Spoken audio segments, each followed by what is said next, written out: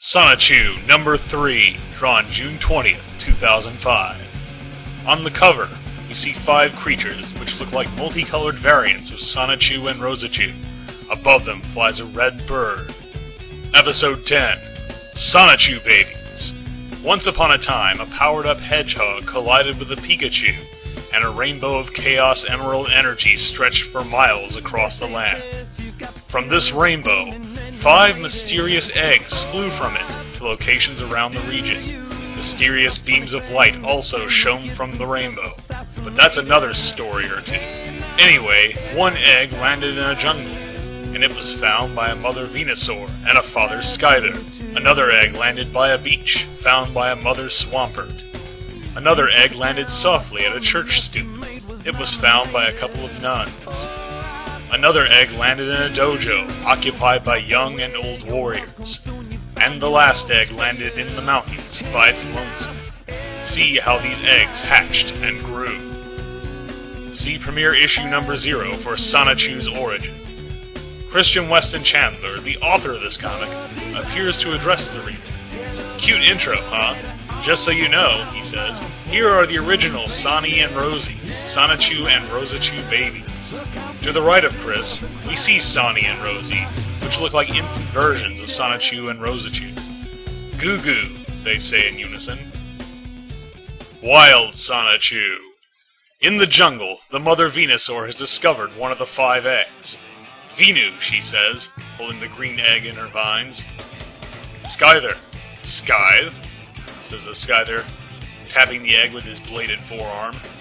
Suddenly, the egg begins to hatch, revealing a green Sonny. Sonny, it says. Venu, says the Venusaur, and she pulls a coconut down from a tree with her vines. Venusaur, she says, laying the coconut at the green Sonny's feet. Sonny? Sonny, says the green Sonny. Imitating his adopted mother's act, he performs a vine whip. A green tentacle shoots out of his hand, striking the coconut tree with sufficient force to knock a second coconut from its branches. However, this coconut breaks when it hits the ground, making the green Sonny sad. Nee, he says, upset over the broken coconut. He hugs his adopted mother for emotional support. Venu? Venusaur, says the Venusaur. The Skyther then attempts to show the Sonny how to chop down a tree. He holds his bladed forearm in preparation for his task. Sky, he says, and with a single swipe the tree is cut across his trunk, sliding apart seconds after the Skyther's precision strike. The green Sonny attempts to imitate this as well. Sonny, he shouts, throwing a pair of leaves at another tree. The leaves miss their intended target, and the Sonny becomes angry. Sonny, he says, stamping his feet angrily. Skyther, says his adoptive father. Skyther, Scythe, Skyther. Sonny, says the Sonny. Eventually, the Sonny begins to transform, evolving into a form that resembles Sonichu, only green and with a leafy tail. Oh yeah, he says, leaping through the jungle. Here we go, woohoo!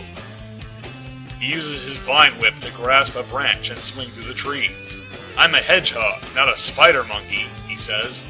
He stops at a coconut tree and thinks to himself, time for some cocoa soup. Using his vine whip again, Wild Sonichu snares a coconut with his retractable arm vines and pulls it back to his hand. He fires his leaf blades and chops the tree into firewood. Clearly, since his evolution, he has mastered the use of his powers. You think that is something, he boasts. I can use my leafy tail as a propeller, and I can run real quick. I also blend in with any tree to get my jump. I rule this jungle. Bubbles Rosichu.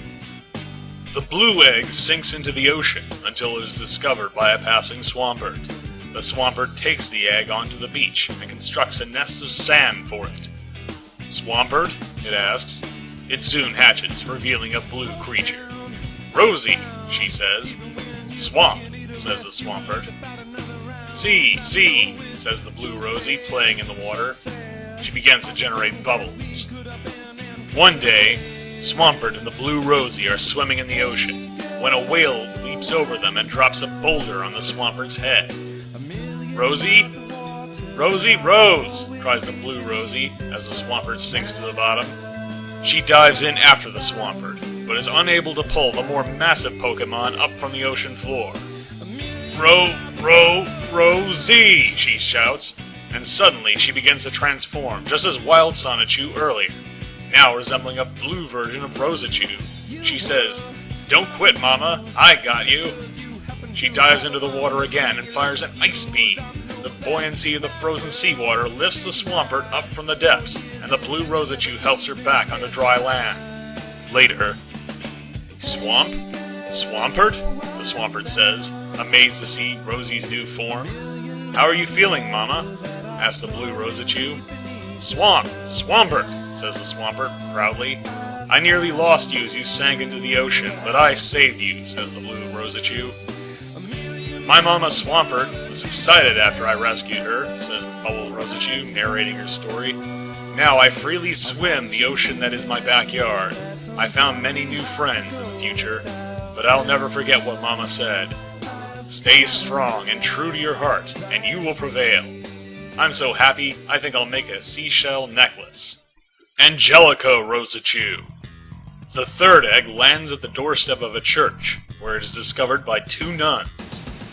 "Sister," says one of the nuns, "our Lord has blessed us with a young one from above." "Yes," says the other nun, "let's bring it in and offer our prayers upon its health." Moments later, the egg hatches, revealing a white Rosie. Unlike Bubbles, this Rosichu has a pair of wings. "Rosie," she says. The nuns save the eggshell as a memento, and from then on, the white Rosie is raised in the church, praying with the nuns and studying the Bible. With great difficulty, she learns to master the use of her wings. "Keep trying, my child," the nun tells her. "The Lord has blessed you with wings, so one day you will fly to angelic heights." One night, as the white Rosie sleeps in her room, she begins to transform into her evolved Rosichu state. Through the open window, Christian Weston Chandler leaves a pair of blue shoes and a band to tie her hair. "Well," says Chris, "she was going to need those shoes and scrunchie. Sleep well, Angel." Next morning, Angelica Rosichu tells of her transformation to the nuns. "And I just awoke anew," she says. "Well, Angelica," says one of the nuns, "I knew the Lord would have a grand plan for you." "Yes," says the other nun, "He gave you a great script to follow." With that, Angelica soars into the air with her matured wings to seek her fortune. I am Angelica, humble servant to our Lord. Having faith over time will reward you very well, so keep your head held up height, and one day you shall be blessed with good health, true love, and pure happiness. Spread your wings of hope and fly.